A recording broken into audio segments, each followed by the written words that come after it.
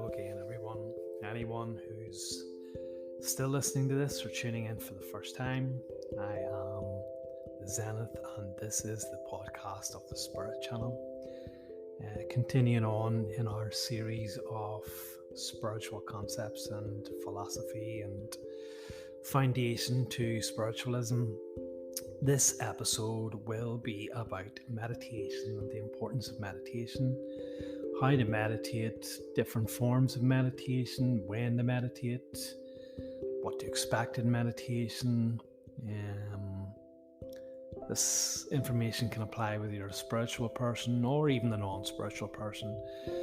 Meditation is extremely important and a sadly underused and underdeveloped concept and tool that we have available in this human life and human society. So, where to start? Well, firstly, what I actually would like to say is generally I get a few ideas in my head and just roll with them. I just press the record button and start talking. So if there sounds to be a lot of hesitancy or maybe a few stumbles or perhaps a few hiccups, then it's simply because I generally don't prepare for these podcasts, and I don't generally have notes. I don't have notes actually. And I generally don't have any information sitting in front of me, only for maybe to refer to books or to specific information. I might have some web pages open, but generally most of this comes from the head and the heart. It's my own heartfelt take on spiritual concepts, and it is my own knowledge, limited though that may be, that I am now passing down. So I just wanted to get that out of the road. So anyway, back to meditation. Meditation is, if you're not familiar with it, I guess it's one of those concepts that you will have heard of but really don't know much about and think it's some namby-pamby or arty-farty or wishy-washy hippie type of concept or practice that is only done by those people or those type of people. Or you may be under the impression that it's a very serious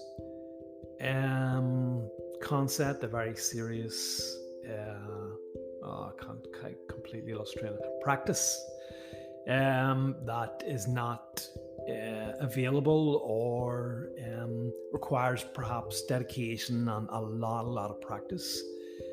Certainly not for a complete novice or someone who's never done it. None of those concepts apply. That is simply, what's the term? Well, it's certainly not illusion, but it's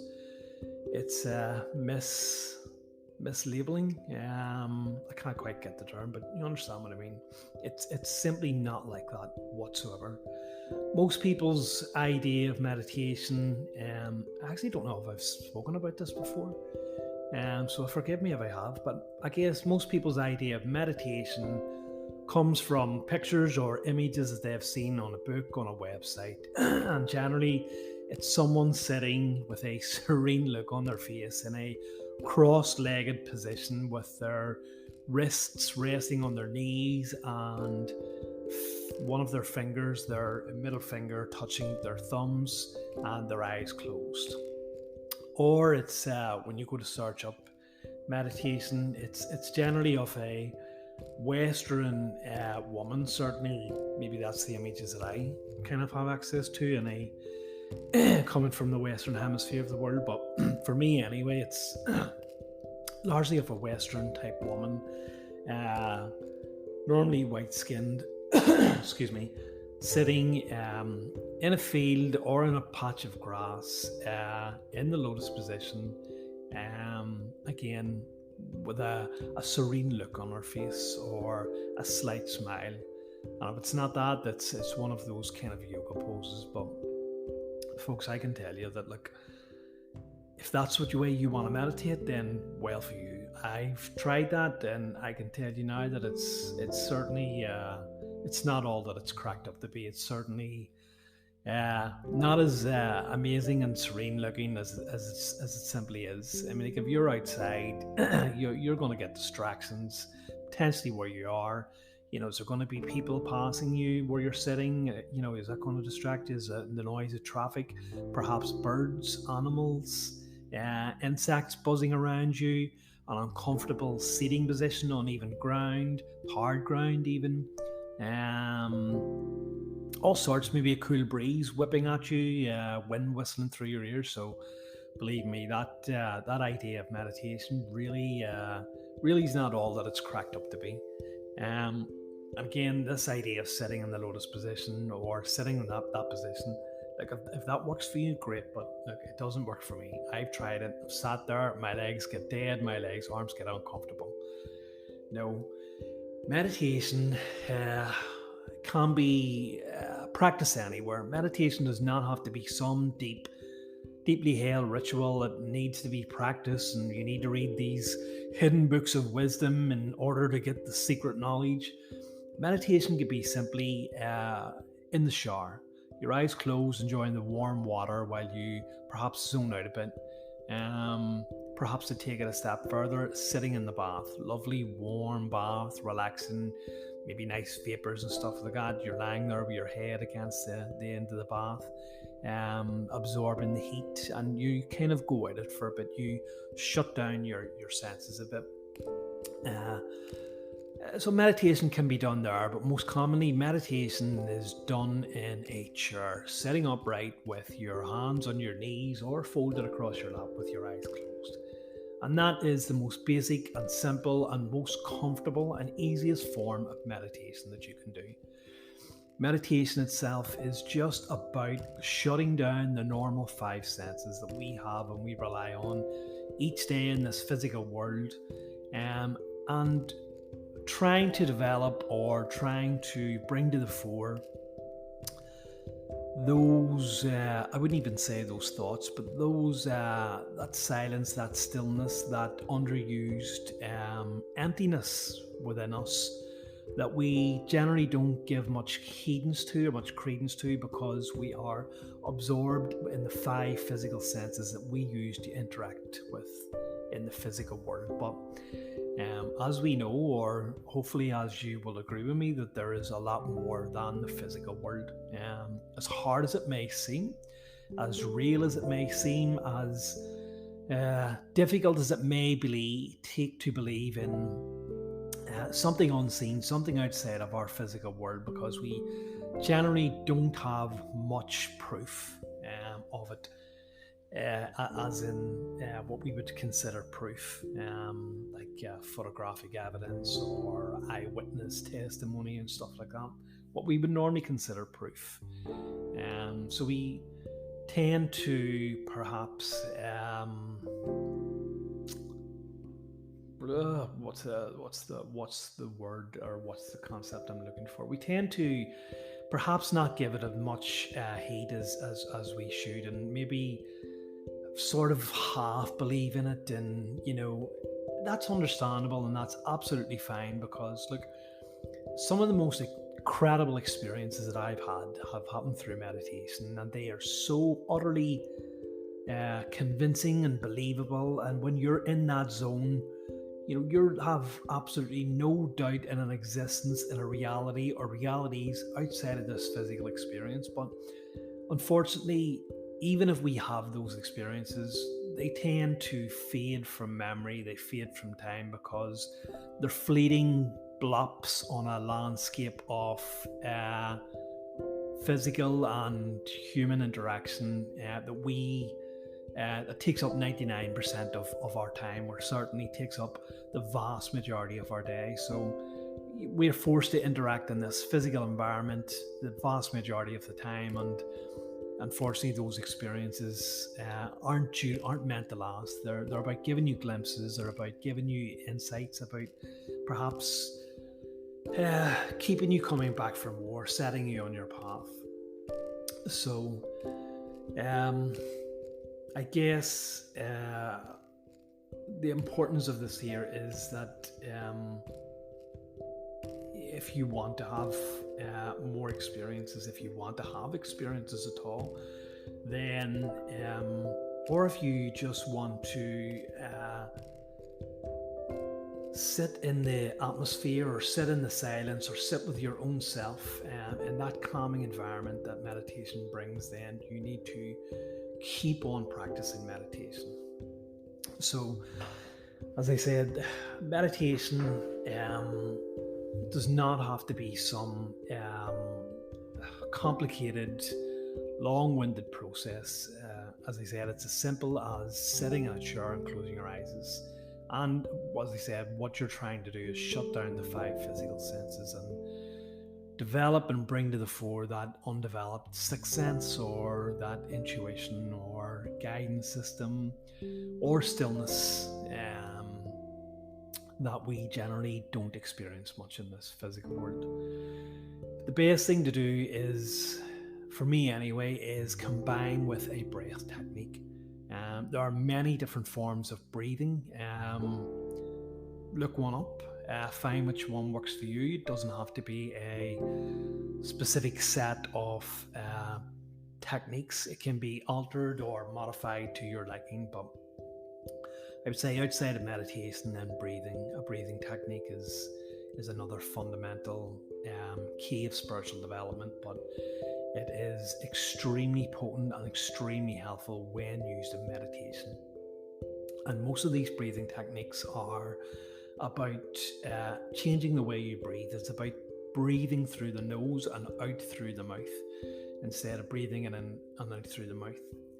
From a kind of scientific perspective, the limited scientific knowledge that I know, it's breathing in through the nerve, through the nose stimulates the vagus nerves that I think are in the nostrils, or perhaps further up. I'm not too sure about that.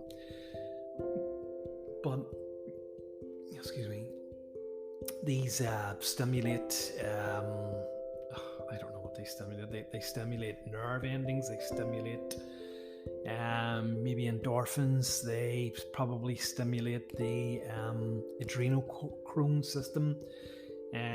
They stimulate the pineal gland to produce more melatonin or serotonin, or happiness hormones. And you'll find it most relaxing. You'll find, if you start using a breathing technique combined with meditation, that it is very, very powerful at relaxing, and very, very powerful at becalming you.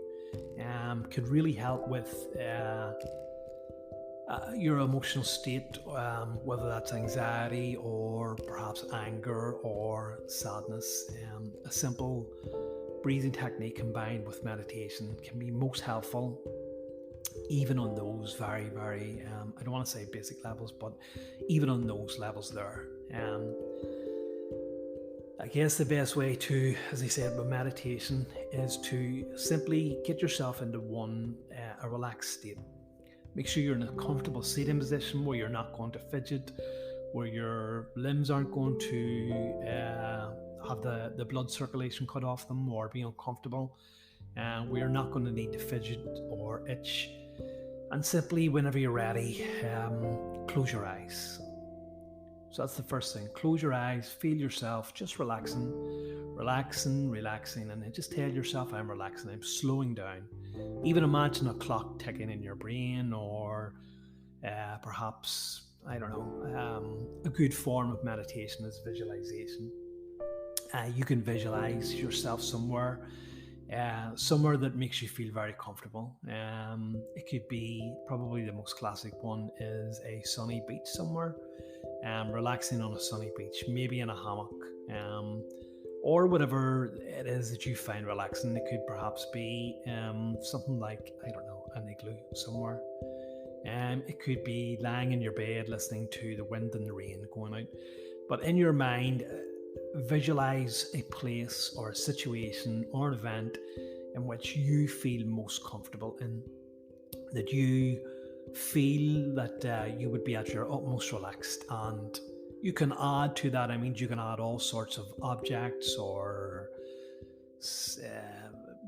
whatever the case may be.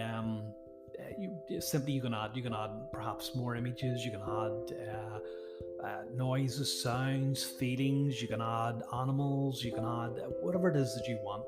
It doesn't have to be. It can be as simple or as complicated as you like.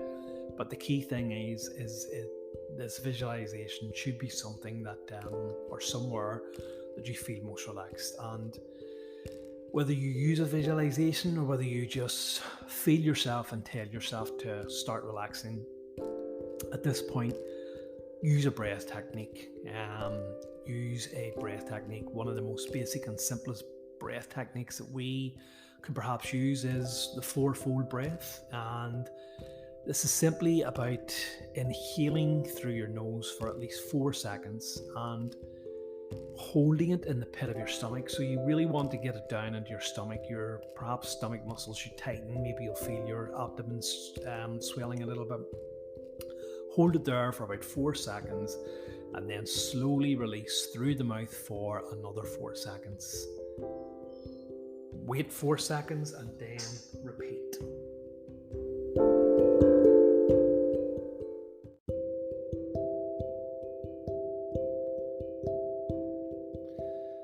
Again, this should be entirely natural. It shouldn't be forced. It shouldn't be rushed. It should feel natural.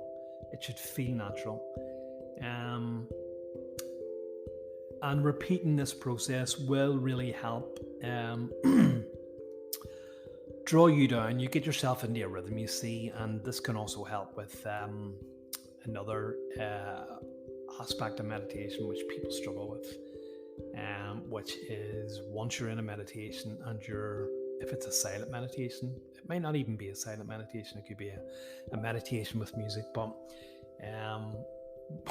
generally what happens is your thoughts start running amok. We don't really, meditation is great because we generally don't think much of our thoughts every day. That may sound strange, but you generally go about your business. You're interacting with the physical environment, with your eyesight to see where you're going. You're using your hearing to listen for sounds, beeps, phones, cars, lights, other people talking is a big one.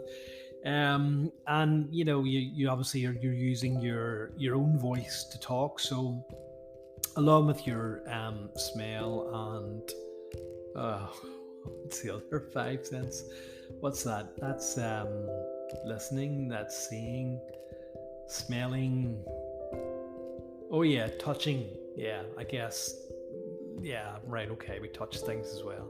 So the point is that while you're doing all this here, all that sensory information is being fed to the brain, you're also thinking as well, but a lot of the time we're just kind of on autopilot. We're thinking about a lot of nonsense, to be perfectly honest. So when you're in meditation, you've shut down all the other 5 senses. So the only thing that you are aware of is your own thoughts. And it comes quite quickly apparent to you that your thoughts are largely nonsense. They are largely nonsense, and you're going, my God Almighty, is this what I really think about from time to time? Can I not shut this down?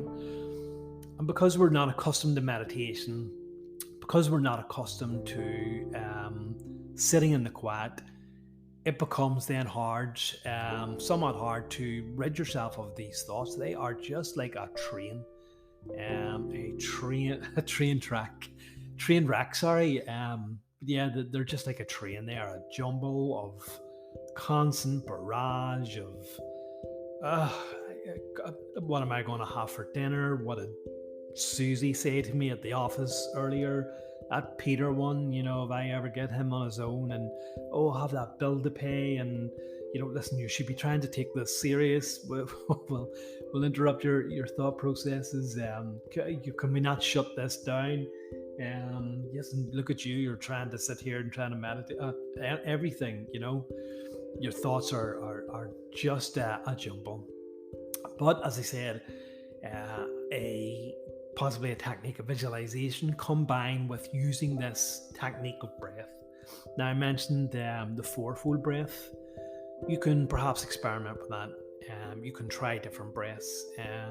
Personally, I like to stay in my breath a little longer. I would perhaps use a countdown of 5. Hold it for maybe about 5 and release for between 5 and 10. So look, there are many different breath techniques. You can even take that one and modify it and change it to whatever way feels right for you. The key thing is what feels right for you. You are the one going to be meditating. So if you're being taught a breath technique, or if you're attempting a breath technique that doesn't work for you, change it. Just change it to whatever way you feel comfortable. But it has to be natural. It has to feel natural. Otherwise, it's not going to work. But if you get into a rhythm of doing this here, then you'll begin to focus more on your breath, and you'll find that those thoughts generally start to disappear. And the breath can help draw you down further into the meditative state. Meditation is like a tree. You start at the very tops of the branches, and the more that you proceed deeper into the meditative state, the more you draw your senses and active mind down into the subconscious, into the root of the tree. The subconscious mind being the mind that we don't have access to in the waking state. It generally comes alive, if we can say that, during the sleep state, the REM state, and meditation is quite like that. You may be aware of different brainwaves, frequencies, and how we operate on them. I don't have the information to hand. I could probably look it up here and bluff away and talk nonsense while I'm looking it up, but I'm not going to do that. We have the alpha, beta, delta, gamma, and theta brainwaves. For me, again, it's not that important to really know what these are, but I think really we operate in our normal waking state in beta. And alpha, I think, is perhaps a daydreaming state. And then it's either delta or theta. Is that one of those is perhaps the sleep state, followed by the REM state, which is the rapid eye movement, which is the state that you're in when you're beginning to dream. So, and then we have the meditative state, which is very similar to the sleep and dream state. So you can see how different brainwaves operate, and how your brain operates during these different states, how relaxed, how at peace you are. So putting yourself down into deep meditation is accessing the subconscious mind. You are accessing almost a dream state, and it can be very much like that when you're in a deep meditation. But as I said, the key thing to do is to learn to quiet the mind. In the beginning, perhaps you'll want to start off, and many people just continuously use this, which is listening to music, listening to some form of music, some sort of relaxing music. If you look up meditation music, you'll find millions, certainly in the thousands of YouTube videos and social media sites which will have some sort of meditative music on it, and this is obviously some sort of music that helps you relax further. It's generally non-vocal, it's very ambient, it's very melodic, and again, pick a music which feels right to you when you're attempting your meditations. It's everyone's musical tastes are different, and everyone's what they can relax to is going to be different. So don't be dismayed if perhaps you're meditating within a group and you don't get the same effect or can't resonate with the music perhaps that everyone else has played. Everyone's different. A very helpful second here. Perhaps a very helpful thing to do would be to look up the different frequencies that are played during meditation. We have what's called the 9 solfeggio frequencies, and these were discovered quite a long time ago by, I think it was, I'm probably wrong about this, but it was monks. Just give me 1 second, I'll look that up for you.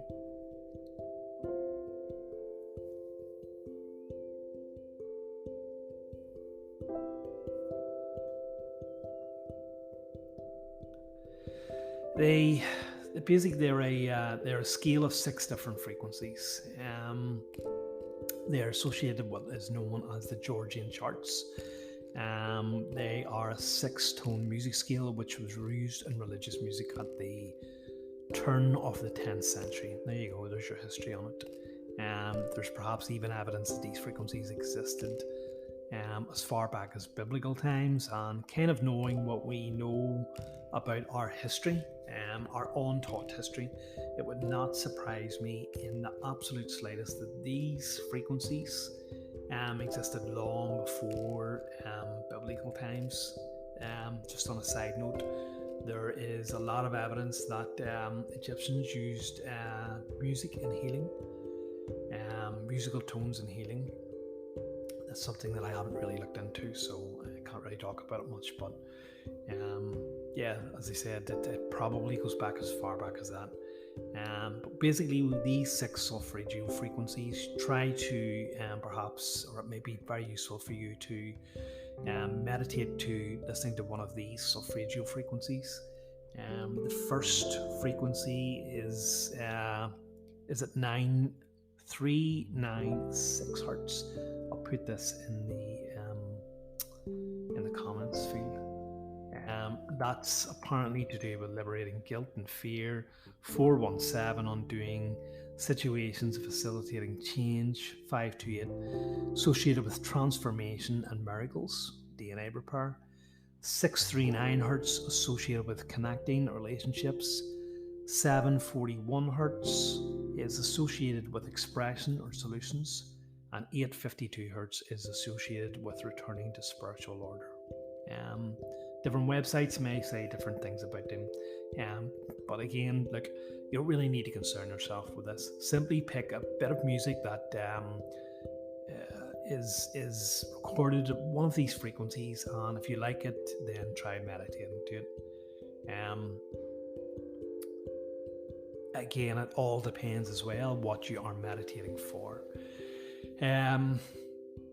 So I guess the next logical step to this here would be types of meditation. Once you have learnt and perhaps dabbled in a bit of meditation, perhaps just before moving on to that, if you're unfamiliar with meditation, then don't be dismayed if you find it very challenging or it's not very successful. Give yourself a time limit of 5 minutes or 10 minutes to try to meditate.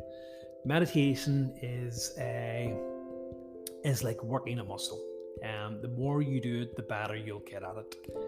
When an athlete works out, their muscles or their fitness becomes stronger or better, and if they don't, it kind of atrophies.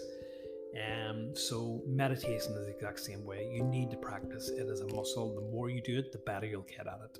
So once you feel comfortable at 5-10 minutes, start increasing it. You can perhaps meditate for half an hour. You can meditate up to an hour, or you can split your hour into 2 different meditations, 2 different times of the day. It is hard to get that time for perhaps a full hour. Sometimes it's hard to get 30 minutes or even 15 minutes. Or even perhaps 10 minutes, because of all of the distractions and the commitments that we have in modern life. And then perhaps, even if you have the time, you may find that you're exhausted or too tired or whatever. But it really is important just to try and find some alone time, some quiet time, even if it's only for 10 minutes, just to almost like reset yourself, just to remind yourself, just to give yourself that little reminder of, yes, this is what meditation is all about. It can be so beneficial, even if it's only for 10 minutes. And last thing that you feel like doing is meditating. If you do just make the commitment for 10 minutes, you'll generally be surprised at yourself and realize, God, that was actually a lot more beneficial than I thought it was going to be. And I'm glad that I forced myself to meditate. But anyway, yes, you can. What are you meditating for? There are different meditations. There are as many different ways to meditate as there are people. You can have something that you wish to meditate upon, or you may not wish to meditate upon anything. You may have a meditation based around love. You may have a meditation in which you emit love. You ask to receive love. You may have a meditation in which you perhaps want to connect with that little voice in your mind. You want to perhaps have a meditation in which you just feel relaxed. You may want to have a meditation in which you connect just with the silence, to have silence in your life. The old saying, silence is golden, is absolutely true here, because it is extremely difficult in today's modern world to find anywhere in which there is no noise. Whenever I meditate, I generally put on earphones or put in earplugs, or perhaps both, in order to drown out as much noise as I possibly can. But even then, you're still subject to perhaps noises outside, or noises coming from your home, electrical appliances, creaks indoors, wood, noise of wind or whatever. So it can be quite hard to find somewhere that is very, very quiet. And this is why a lot of people use music as well to drown out the outside noise. But as I said, you can meditate on for something, or you can simply surrender to the meditation process and see exactly what comes. As I said, you'll probably be bombarded with noises and thoughts, random thoughts that come through your head. And as I said, visualization and using the breath can be very helpful in quieting down this noise. Other things you could potentially do are simply tell your thoughts to shush, be quiet. That can work. Or you can have a visualization or have a thought process in which these thoughts move from one side of your mind to the other until they're gone, they're outside of there. Imagine like a cloudy day, or clouds passing, and once your mind becomes clear, then it's the sun kind of shining. Or you may simply be capable enough to actually shut down those thoughts. You can have perhaps an image in your head that you can concentrate on. A white candle is a good one. This is also used in advanced meditation practices. The visualization and the concentrating on an object for a certain period of time. Or you may want to have a thought in your head, or a mantra that you repeat to yourself. Any sort of mantra, some sort of positive mantra. Perhaps one of the I ams, which I recently wrote about. You can repeat that over and over to yourself. Or, as I said, you can just see what comes. You can see what comes. At a more kind of spiritual end of things, meditation is about connecting with your guides. You can meditate to connect with your higher self, with your angelic beings, to sit in energy, and to sit in what is known today as sitting in the power, sitting with your own soul energy. I'll talk about that in the next podcast. About raising the kundalini, which I talked about, which is the energy system of the body. in order to open the chakras and to draw in more light, enhance your spiritual abilities. And you can certainly have a meditation in which you try to draw yourself as far down and deep into the subconscious mind, and see what visions come to you. Perhaps you could ask for advice or help, see what answers come back to you, if any. You may hear noises. I've certainly heard animal noises. These are generally indications of a animal guide. You can look them up. Or you may just get messages or voices from dearly departed ones, your own guide, your own soul, your higher self. Or perhaps visions. You may get images, you may get scenes of something. Or if you're very lucky, I guess you can perhaps have an out-of-body experience or a astral projective experience. Your actual soul can leave your body and visit different places, experience different realities, all while sitting in your physical body and being able to open your eyes at any time and stop the experience at any time. As I said, some of my most extremely beneficial and fruitful and powerful experiences have come in a very deep meditative state, and it can be extremely unbelievable. You can think that you're imagining these things, but when you've experienced or had experience like this a few times, and had numerous other I don't like to say spiritual,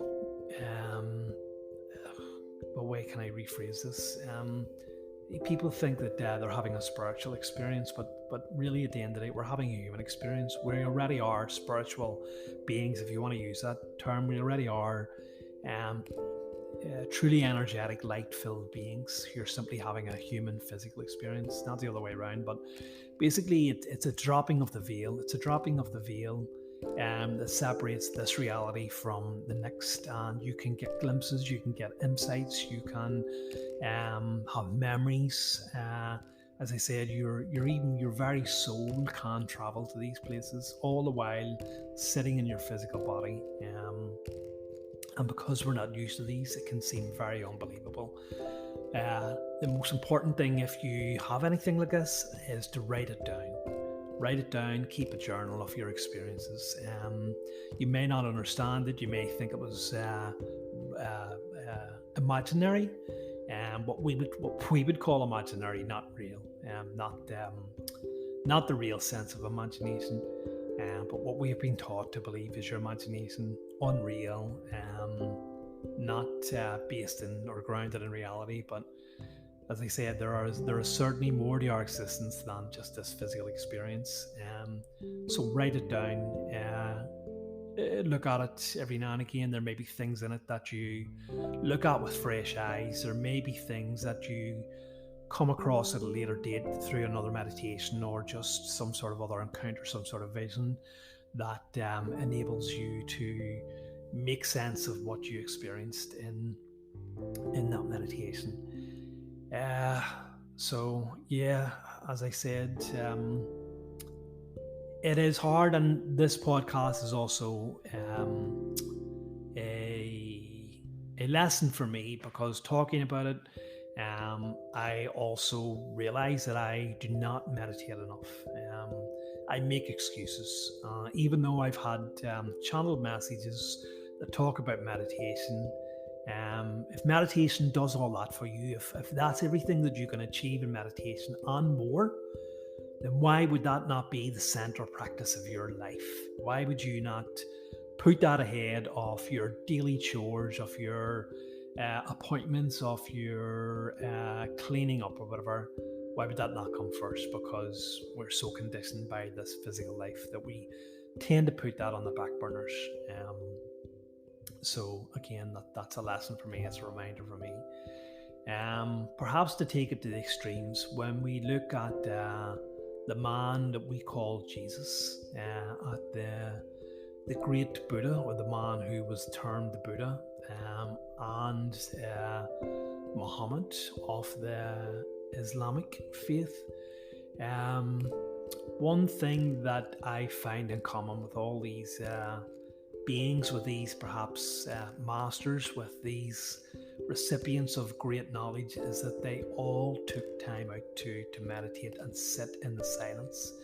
The Buddha famously sat under a tree for years until he received his enlightenment, fasting, which is, I didn't even mention that.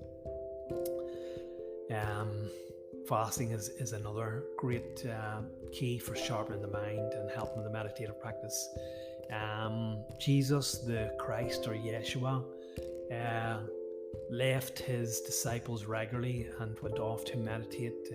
It is rumoured that when he left home at the age of, 12, 13, and didn't return until he was 26, he spent time in the company of great teachers of the Hindu and perhaps Buddhist teachings, and would have studied forms of meditation, including Kriya Yoga, which is a bit removed from our Western idea of yoga. And also he spent 30 days and 30 nights fasting and meditating in the desert. And of course then we come to Muhammad, who sat in a cave on his own, fasting and more than likely meditating until he received his guidance as to wisdom. So and from reading from various spiritually oriented books like Voices of the Confederation, which I'll talk about later, these are beings who are outside of our physical reality, who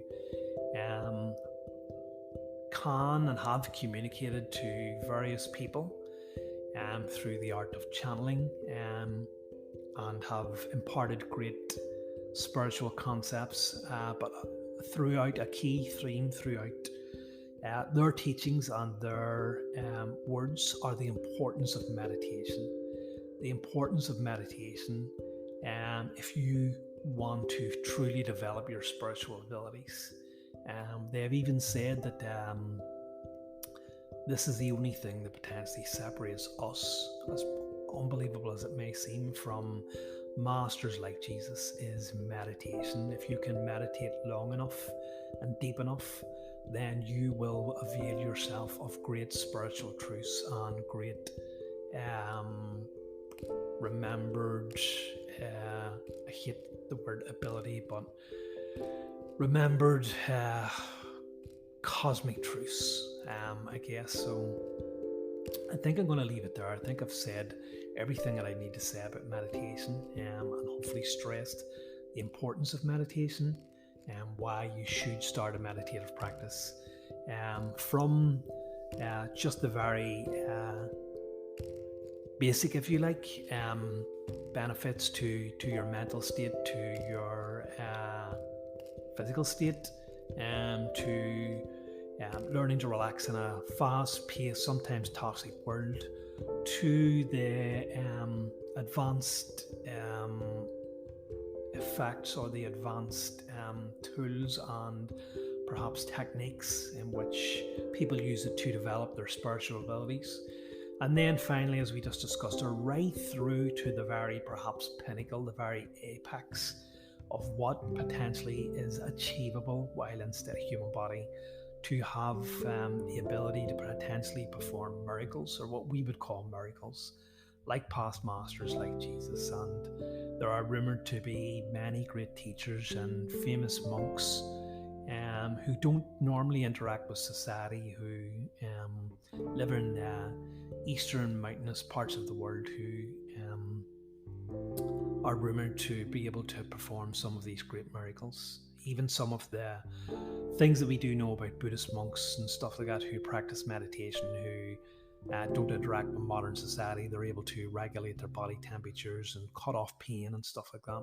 Extreme hot temperatures of hot and cold don't affect them. So, as I said, I'm going to wrap it up. I hope that you found this podcast useful. I hope you found it informative. I hope that it convinces you to look into meditation if you don't. And if you do, then to continue on and deepen your meditative practices. I am your host, The Zenith, and I thank you once again for joining me, for listening in, for continuing to grow with me as I learn myself. And it is great gratitude and thanks, and I leave you with many blessings from this day and your days forward. And until we meet again, love, light, and truth.